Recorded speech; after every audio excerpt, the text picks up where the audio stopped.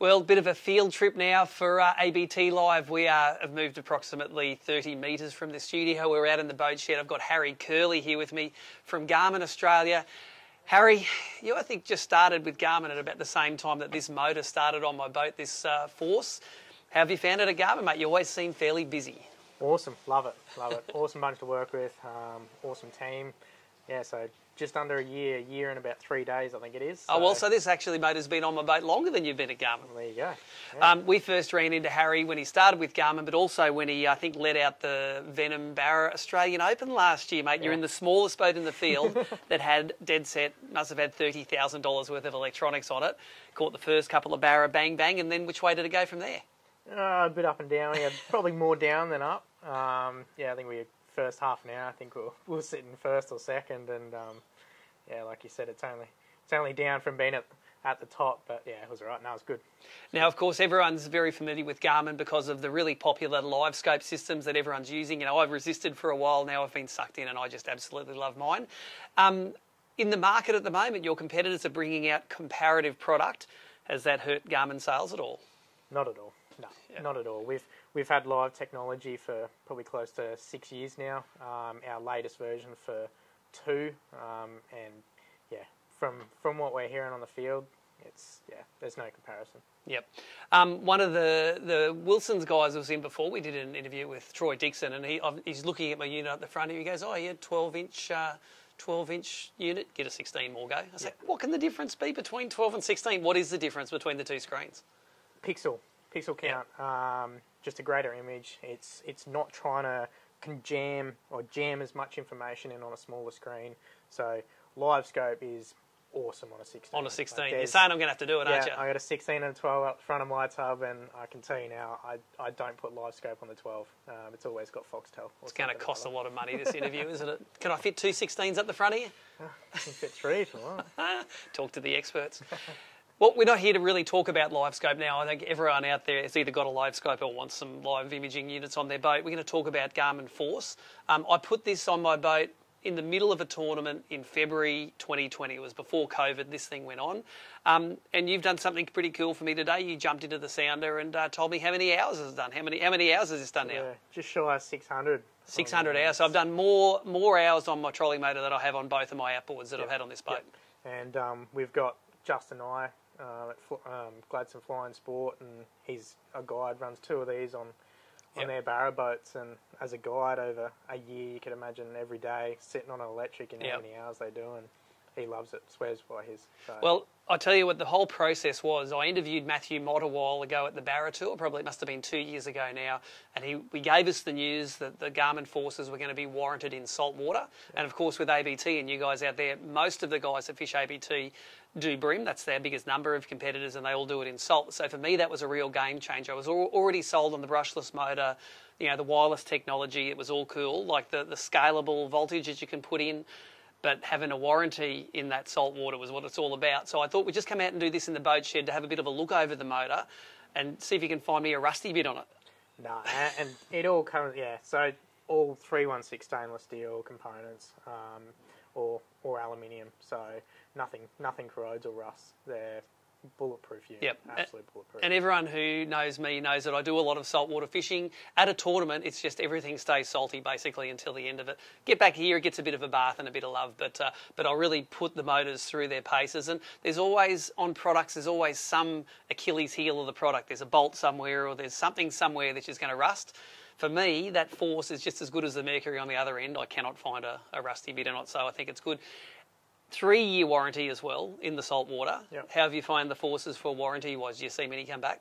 Awesome. And you're always going to get your small niggly sort of stuff, but it's always easily fixed. Or if not, a lot of it's very tunable in the sounder. So if you've got it connected to your sounder, you can go in there, you can adjust your navigation gain and stuff like that. Yep. So suitable to your boat. So. Yep.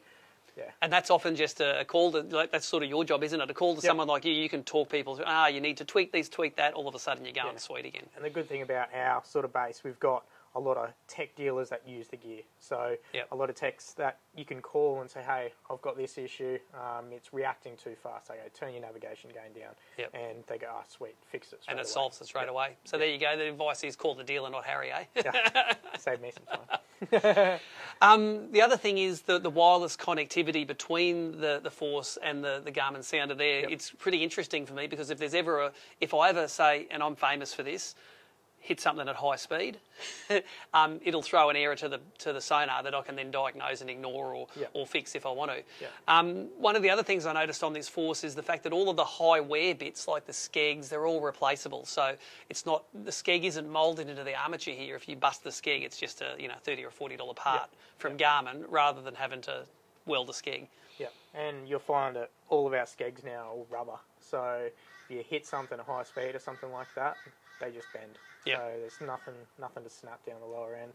Now, over the course of my electric motoring life, one of my tricks has been when I'm getting a lure stuck from in the bank, I just head at the bank at full speed, come off the gas, let the motor hit, it bends the shaft, I flick the lure off, and then that pushes the boat back off the bank. Is that recommended? No. Don't do that at home, No. kids. You can see the big fella's done it a few times.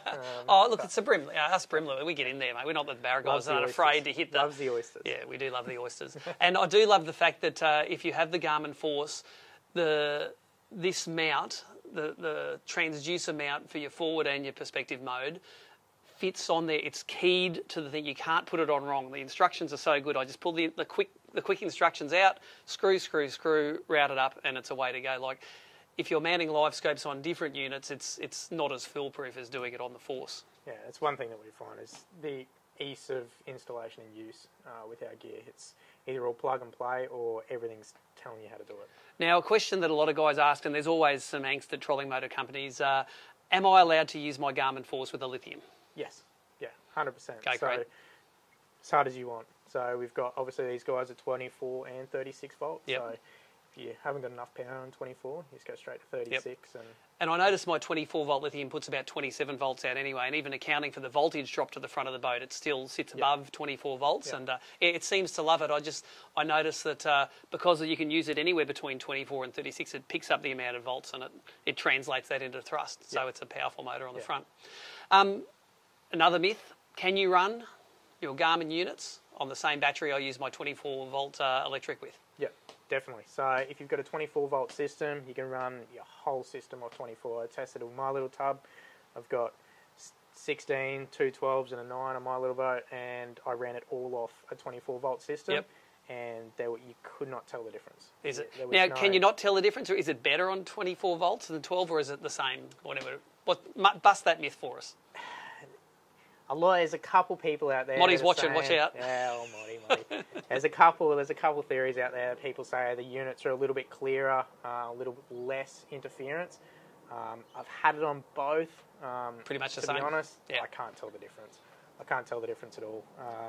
You just got to watch out. Some of NMEA 2000, which is 12-volt base, you can't hook it 24, so you got to be careful if you've got an NMEA system in your boat. You can only run 12, 20. There you go. So important. If you're looking to upgrade to 24 volts and you do run that NEMA backbone, then no good. That's awesome. I think that our next event coming up, assuming that COVID doesn't blow out, is down at St George's Base, and it's the Garmin round. Yep. I love running the embedded Garmin LiveScope images in my live feed, and at that event I'd be endeavouring to run it the whole time, having the view there. Let's fingers crossed that we're going to be able to do it, and we don't have to postpone it like we have done for a lot of times in the last couple of years. Yeah, fingers crossed. It'll be. It's always good to watch all your live streams. I know I tag in every time you're streaming. That's it, especially to see if I've got the Garmin sitting on there. And it puts it in context. When I'm saying, oh my God, I can see the fish on the live scope, if you can see the fish on the live scope, then that just puts it in context. Otherwise, I could just be bullshitting. The fishermen bullshit. Oh, they're known to. They're known to. I don't. Of course. And of course, the ABT tournament's on the app now. You can't bullshit properly. That's right. Anyway, thanks for coming down to the office today. Garmin's head office happens to only be about 3 or 4 k's away from Fishing Monthly Group here. So that's it from the boat shed. Let's get back into the studio and back onto the live show.